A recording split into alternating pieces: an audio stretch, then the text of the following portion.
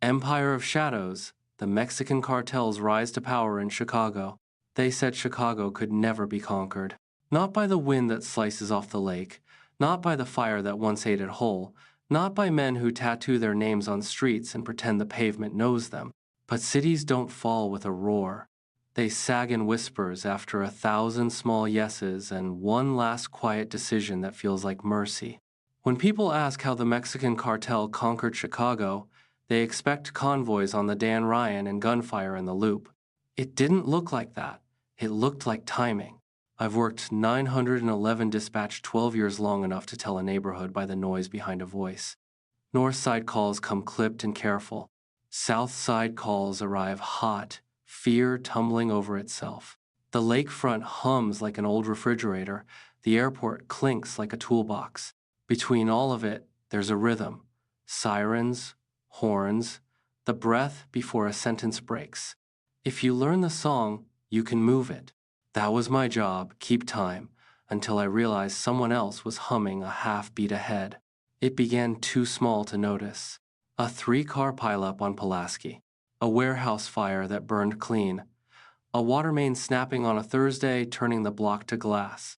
I logged it all, sent units, kept the city moving. If you enjoyed this story, hit subscribe for more dark cinematic documentaries about untold crimes and hidden empires. Only later did I see the shape. Each accident landed when police prepped to hit cold storage lots by the rails. Every sudden mess pulled units east while the western arteries went hollow. Right then, unmarked refrigerated trailers slid out of Bedford Park and Little Village white, plain, confident. The cartel didn't draw guns to take ground.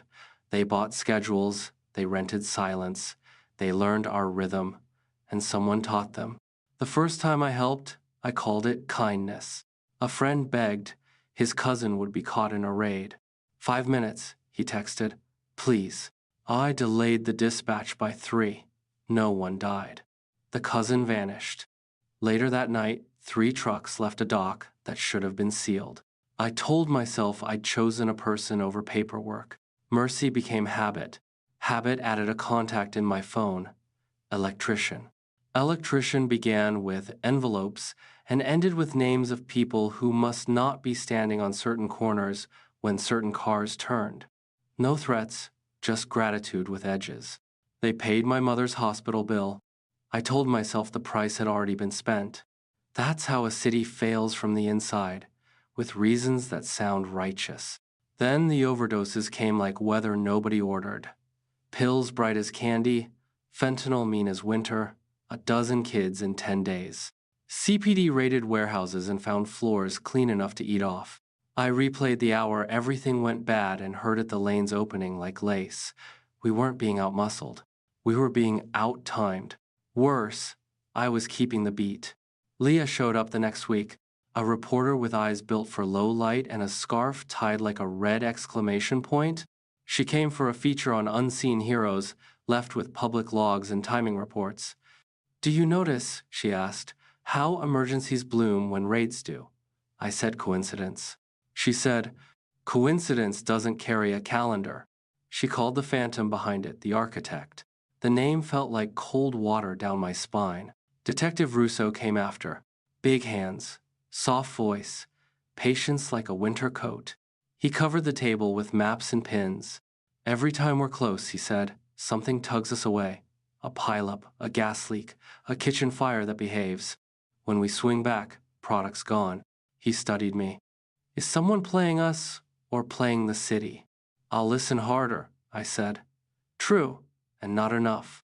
2 nights later, Leah sent a pin to a freight yard where the city forgets its name. We sat in her car, heater coughing. At 2:11 a.m., a white reefer nosed past the fence, no logos, no hurry.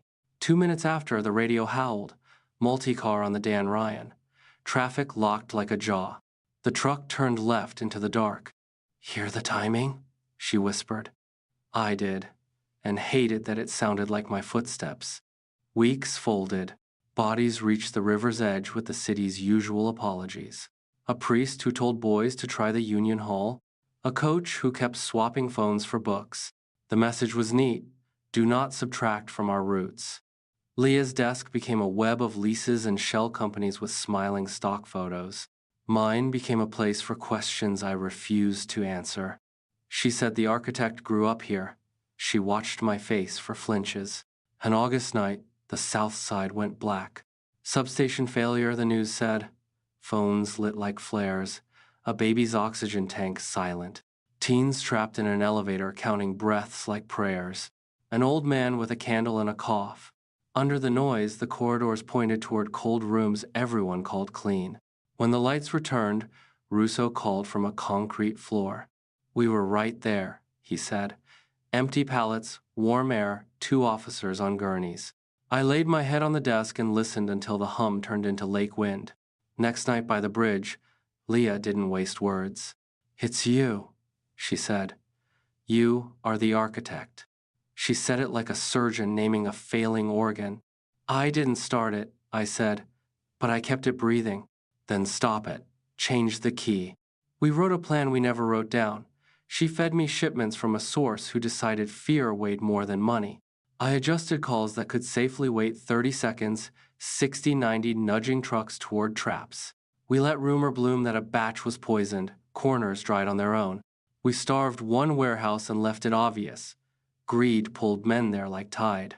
Russo, bewildered, walked into seizures that looked like providence. He called it a season turning. We called it penance. For a month, the overdose curve bent. For a month, I slept. For a month, the rhythm belonged to us. Then, quiet. An envelope on my windshield. Even architects can be replaced. Leah stopped answering. Her door hung open like a pulled tooth. Her phone sat recording an empty room. The last sounds were a knock, her steady voice. Who is it? An air moving through a narrow place. 2 days later, Russo stood by the Calumet. They'd pulled a car with her plates. Nobody, just absence. I went home and cut the city open. Every saved route, encrypted note, and money trail through laundromats and bakeries, I wrapped it and threw it everywhere at once. Feds, state, 2 papers that still sue, Russo's inbox, a public defender who hates losing. If I was going to be a ghost, I wouldn't haunt politely. Raids began before sunrise. Sirens sang without harmony. Warehouses woke to flashlights. Trucks lost momentum. Accounts went to sleep. The mayor called it victory. Talk radio called it proof toughness lives. I called it a confession written in someone else's blood. The cartel never really leaves. It molts. We hurt them. We didn't end them. But the rhythm we broke didn't knit back clean. Convoys missed the light they always caught. Rumors bit their handlers. Fear got noisy. I kept the job under another name that looked plain on the schedule. I told myself I had no more secrets and kept one. I still reached for the phone at 2 a.m. Winter came sharp and stayed rude.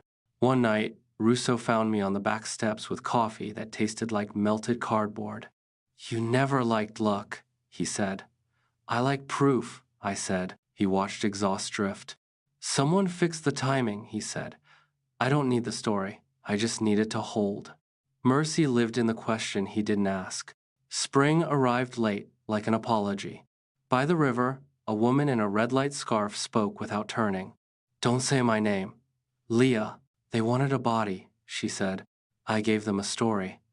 I left you a drive. You threw the match.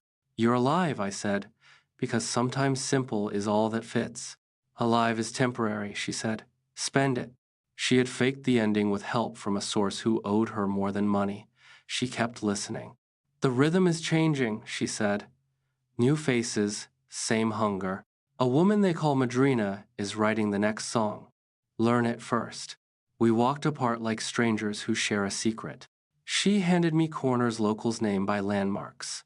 Western after midnight, the produce dock on 26th, the clinic on 47th that glows when it claims to be closed. Don't give Russo ghosts, she said. Give him wins. After that, the work became craft. I learned to smell lies and leases with too many adjectives. I learned the difference between a shortcut and a trap wearing one. I learned to tilt the night 30 seconds so a truck misses a light and a detective doesn't. We let one shipment run wide into a place we'd emptied. It found only air. We let another route sleep for a week, then shut 3 lights in sequence and watched a convoy curl onto itself. No headlines, no speeches, just timing ours again. Some nights the phones still tear, a baby with a fever, an old woman whispering her address like a sin, a boy saying his brother won't wake up. Those calls sand you down to bone. They remind you the city isn't a board, it's a lung. Word said Madrina disliked invisible hands. Word said money costs more and fear less. Word said a new architect was learning to count. Word says a lot. We listen for the parts that rhyme with maps. On the hottest July night, a white trailer tried an old trick, no plate, late hour, the swagger of nostalgia. It chose a left the city never forgives. A minute later, a city bus stalled with real passengers and loud complaints. The trailer ducked down a side street still wearing cones from last month's repave. A squad car happened by with the patience of paperwork. Russo's people were polite. Polite is what defeat looks like while it waits for signatures. They say the cartel conquered Chicago. What they mean is the cartel learned our music well enough to lead. What they won't say is that we taught them. What they can't know is that we're still teaching. Sometimes I count back to the first 3 minutes I stole and the lives it mortgaged. Sometimes I whisper Father Tomas's name because no one else will. Sometimes I picture Leah underwater and replace it with Leah in a safe room, tapping a pencil until routes fall into better shapes. Dawn leaks into dispatch like a truth someone finally says aloud. Screens blink, chairs complain. Someone brings donuts that taste like a dare. I settle the headset and touch the map that owns more of my life than my life does. The phone rings. Emergency, I say. Steady, ordinary. What is your location? For a heartbeat before the voice arrives, I hear other things, the lake, the road, a truck idling far away, trying to remember its next step. Then the city inhales, and the day begins, and we keep time.